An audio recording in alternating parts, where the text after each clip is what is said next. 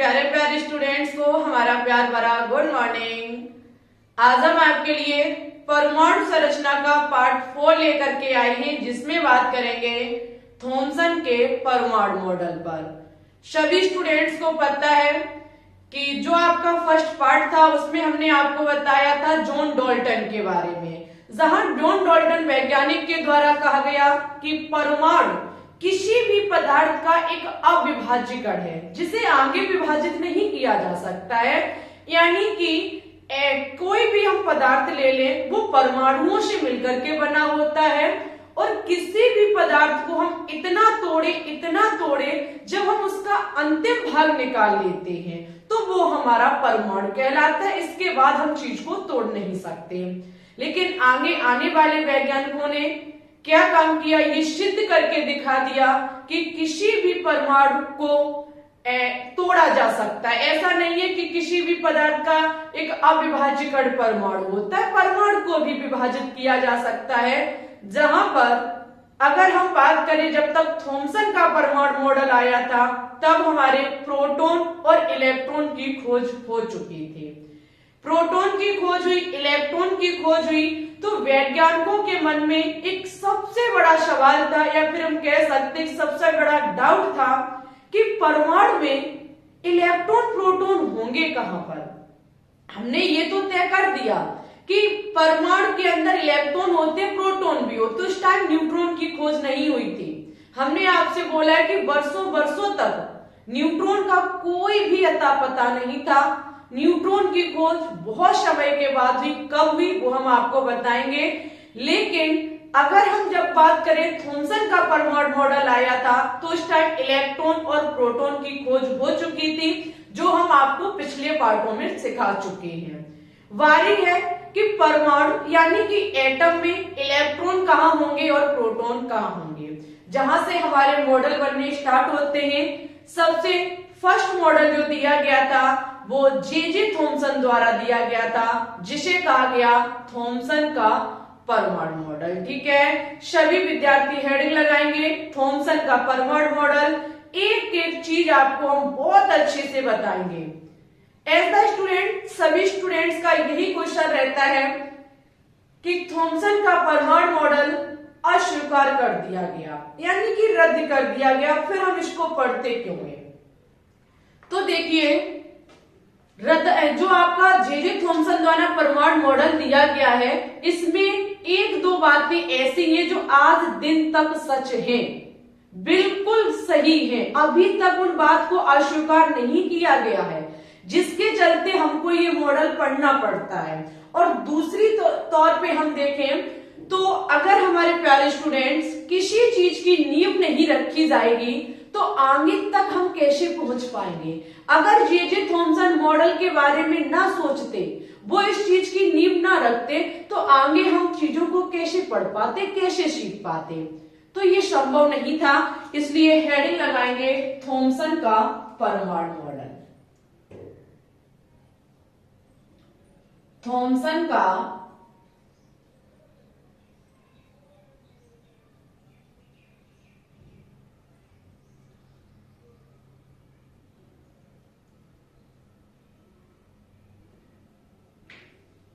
का परमाणु मॉडल। इनकी अगर हम थॉमसन भाई साहब के देखें तो उन्होंने कहा था कि परमाणु जो होता है वो एक धनावेशित गोला होता है। सभी स्टूडेंट्स, परमाणु जो होता है वो एक धनावेशित गोला होता है, जिसमें धनायन जो होते हैं वो समान रूप से पूरे गोला में वितरित रहते हैं। जे थॉमसन द्वारा कहा गया जो आपका परमाणु होता है वो एक क्या होता है, एक गोलाकार संरचना होती है, जिसमें जो धनायन होते हैं वो समान रूप से वितरित रहते हैं। उसके बाद उन्होंने कहा कि इसमें जो इलेक्ट्रॉन होते हैं परमाणु में, वो इसमें क्या काम, जैसे तरबूज में उसके बीज धसे रहते हैं, वैसे ही उन्होंने कहा कि हमारे परमाणु में धनायनों के बीच ऋणायन धसे होते हैं। समझते रहना हमारे हर एक पॉइंट को। जे थॉमसन ने कहा कि आपका परमाणु जो होता है वो एक गोलाकार संरचना होती है जिसमें धनायन समान रूप से वितरित रहते हैं और जो ऋणायन भाग होता है वो इसमें जैसे तरबूज के बीज धसे रहते हैं वैसे ही इसमें धनायनों के बीच ऋणायन धसे होते हैं। धनायन का मतलब क्या हुआ? प्रोटॉन, और ऋणायन का मतलब क्या हुआ? इलेक्ट्रॉन। उनके कहने का मतलब था कि गोला जो होता है उसमें जो आपके तरबूज का लाल लाल भाग होता है वो एक प्रकार से प्रोटॉन है और जो काले काले बीज होते हैं वो एक प्रकार से हमारे इलेक्ट्रॉन है। ऐसा कहा गया किसके द्वारा? ऐसा कहा गया जे थॉमसन के द्वारा। तो सभी स्टूडेंट्स हमारे साथ चीजों को नोट डाउन करते हुए चलेंगे। पहला पॉइंट, परमाणु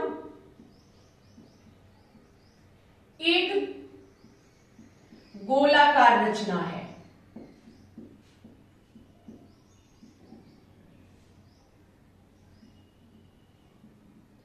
परमाणु एक गोलाकार रचना है जिसमें धनावेश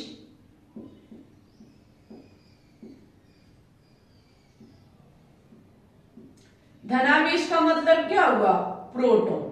धनावेश का मतलब हुआ प्रोटॉन समान रूप से वितरित रहते हैं। प्रोटॉन समान रूप से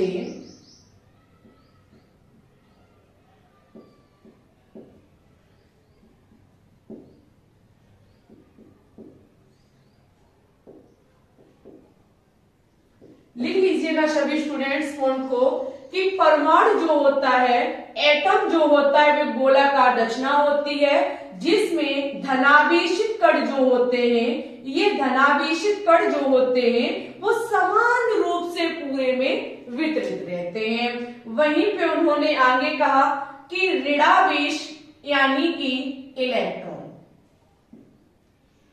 ऋणावेशित इलेक्ट्रॉन, ऋणावेशित इलेक्ट्रॉन उसमें इस प्रकार से धसे होते हैं,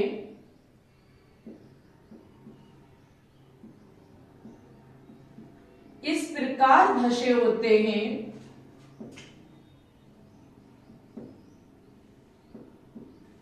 जैसे तरबूज में उसके बीज,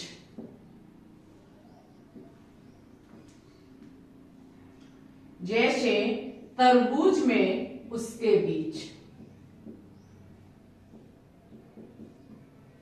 देखिए भाई साहब, परमाणु इलेक्ट्रॉन प्रोटॉन का पता चल गया। परमाणु में इलेक्ट्रॉन प्रोटॉन की स्थिति बताई जे थॉमसन भाई साहब ने, जिन्होंने कहा कि हमारा जो गोलाकार संरचना है परमाणु जिसमें धनायन जो होता है वो पूरे में, धनायन का मतलब प्रोटॉन, प्रोटॉन भाग पूरे में समान रूप से वितरित रहता है और ऋणावेशित भाग यानी कि जो हमारे इलेक्ट्रॉन होते हैं जैसे तरबूज में उसके बीज धसे होते हैं वैसे ही हमारे इलेक्ट्रॉन इसमें धसे होते हैं। ये बात कही गई जे थॉमसन के द्वारा। लेकिन यहां से हमें पूर्णतः अभी स्पष्ट नहीं हो पा रहा था कि ये कहने का क्या प्रयास कर रहे हैं। वो कह तो रहे थे लेकिन चीजें अच्छे से डिफाइन नहीं हो रही थी। फिर जे थॉमसन भाई साहब ने कहा कि किसी भी परमाणु में जितने इलेक्ट्रॉन होते हैं उतने ही प्रोटॉन होते हैं। ये जे थॉमसन का एक गोल्डन पॉइंट था। कैसा पॉइंट था? Golden point. सबसे ज्यादा कीमती पॉइंट उनका यही था कि परमाणु में जितने इलेक्ट्रॉन होते हैं या फिर जितने प्रोटॉन होते हैं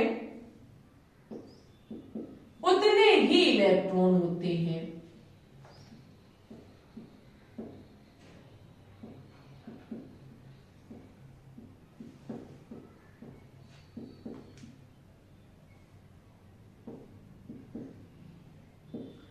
बहुत ज्यादा कीमती पॉइंट लिखा हुआ है कि जे थॉमसन ने कहा कि जो हमारी ये एटम गोलाकार संरचना होती है इसमें जितना भाग प्रोटॉन का होगा, जितने इसमें प्रोटॉन होंगे, जितने इसमें धनावेशित भाग होगा उतना ही इसमें ऋणावेशित भाग होगा। तो हम कह सकते हैं इलेक्ट्रॉन की संख्या, हम यहां कह सकते हैं प्रोटॉनों की संख्या बराबर इलेक्ट्रॉनों की संख्या।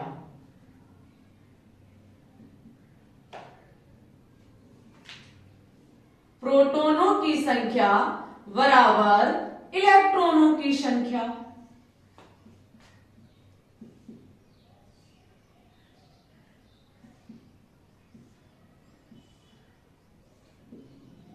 या हम कह सकते हैं कि कुल धनावेश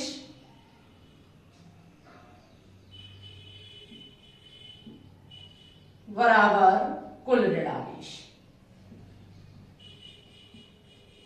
समझिएगा प्यारे स्टूडेंट्स, जब जे थॉमसन ने कहा जितने इलेक्ट्रॉन उतने प्रोटॉन या जितने प्रोटॉन उतने इलेक्ट्रॉन, तो प्रोटॉनों की संख्या बराबर इलेक्ट्रॉनों की संख्या, यानी कि कुल आवेश जितना धनावेश उतना ही ऋणावेश। तो हम यहाँ कह सकते हैं जितना धनावेशित है उतना ही ऋणावेशित है, तो इसका नेट आवेश कितना होगा बताइएगा सभी स्टूडेंट्स वीडियो को यहीं पर पुश करके। अगर कुल धनावेश जितना है उतना ही ऋणावेशित है तो इसका नेट आवेश जो होगा वो शून्य होगा। कितना होगा? शून्य होगा। किसी भी चीज में कोई जितना पॉजिटिव हिस्सा है उतना ही निगेटिव हिस्सा, तो वो चीज शून्य तो वैसे भी होगी। ये तो छोटे क्लासों की बातें हैं। तो हम यह कह सकते हैं कि अर्थात परमाणु जो होता है वो विद्युत रूप से उदासीन होता है। बताइए होगा कि नहीं होगा? जब नेट आवेश शून्य है तो जे थॉमसन के द्वारा कहा गया कि परमाणु जो होता है, परमाणु जो होता है, परमाणु जो होता है वो विद्युत रूप से उदासीन होता है।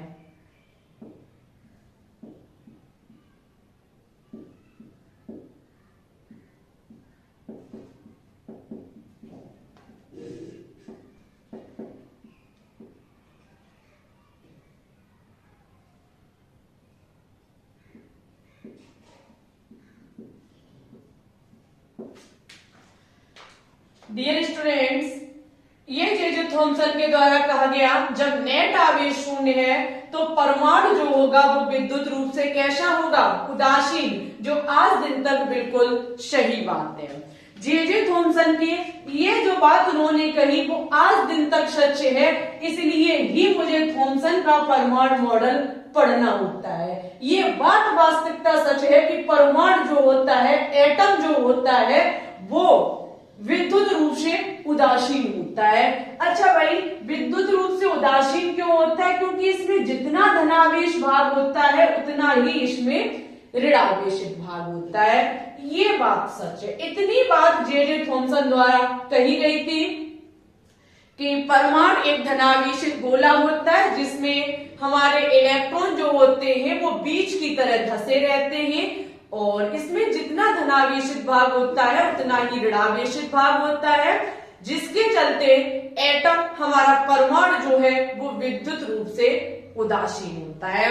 वहीं पर अगर हम जे थॉमसन की बात करें, जो फर्स्ट मॉडल इन्होंने दिया था, इस मॉडल को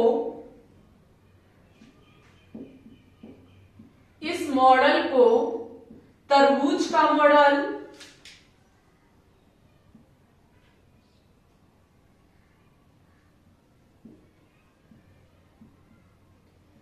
इस मॉडल को तरबूज का मॉडल और प्लम पुडिंग मॉडल भी कहा जाता है। प्लम पुडिंग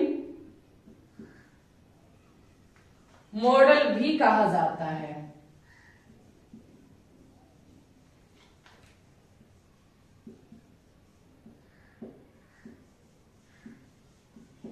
याद रखिएगा, जो जे थॉमसन के द्वारा परमाणु मॉडल दिया गया था, इसे तरबूज का मॉडल और प्लम पुडिंग मॉडल भी कहा जाता है। बस इतना ही इन्होंने बताया, और मान भी लिया हमने कि चलो भाई जे थॉमसन ने कुछ तो कहा, सही होगा, लेकिन ये मॉडल इस प्रकार से स्वीकार नहीं किया गया। ये आज की डेट में अस्वीकार मॉडल है।